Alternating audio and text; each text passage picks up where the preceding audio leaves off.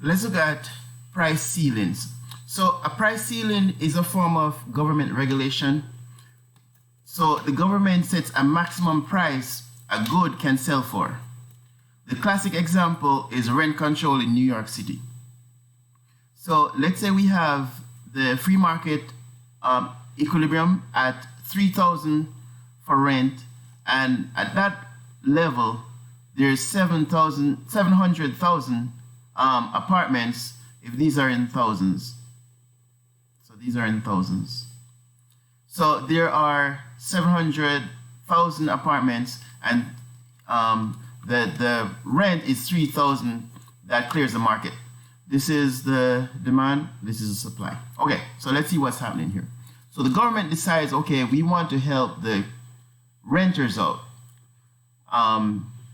So we want to restrict the rent to 2,000. Okay, so when that happens, we're now governed by the rent of 2,000, and it's illegal to go above that. So this is a good example of a price ceiling. So let's see what it does on the market. On this market, it changes the behavior of the sellers and also the buyers. So here's what's happening. The suppliers of apartments, so the landlords, decide they only want to rent 600 units, while the buyers now want even more than 700. They now want 800. And so this leads to a shortage of 200,000 units.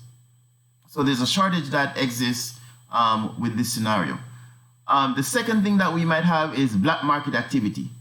So black market activity arises because now people are gonna do illegal things, and they're gonna want to rent this 600 apartments, 600,000 to the highest bidder. And so they might illegally seek to extract the amount that people are willing to pay. So we go up to the demand curve for that. So the maximum amount they're willing to pay up here, we come across here, this might be 5,000 maybe. So you might want to find that person willing to pay 5,000 and rent to them instead of being legal. Also, we might have a drop in the quality of the apartments. So this is what sellers are doing. So if you're restricting how much they might gain in rent, they might not upkeep the building. And so that's what we see from a price ceiling.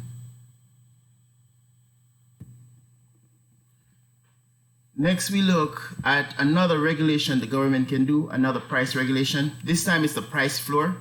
And the price floor is a minimum price set by the government. The best example of this one is the minimum wage.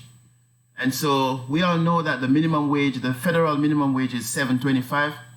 So let's say if the free market was allowed to ignore the government, then we have a 6 as equilibrium. But the government wants to help the workers, so they're going to raise this minimum that you can pay workers to $7.25.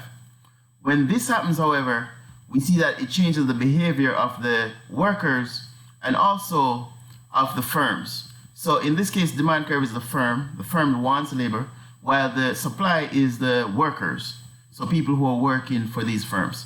And so they're going to want more work because the wage is higher, while the firms want to hire less workers because the wage is higher. And so for that reason, the firms want to hire 700 people, 700,000, while the workers, we have 1,100,000, which is 1.1 million people willing to work. And so for that reason, we're going to have a surplus.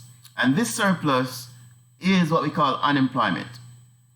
So we're going to have unemployment because more people who want work don't have work. And so the actual amount of unemployment is going to be the 1,100,000 minus the 700,000.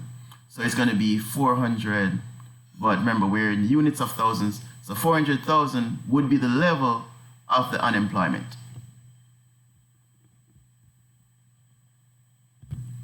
Of course, we can go into the many pros and cons of a minimum wage.